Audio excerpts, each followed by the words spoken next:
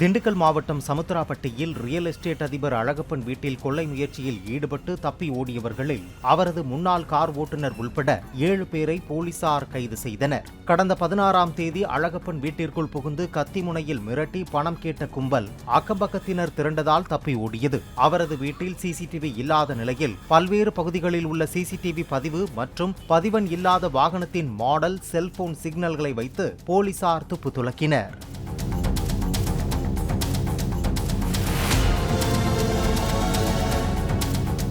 Play store மற்றும் app ஸ்டோரில் இருந்து பாலிமர் செயலியை QR கோடு மூலம் பதிவிறக்கம் செய்யுங்கள். செய்திகளை உடனுக்குடன் பெறுங்கள்.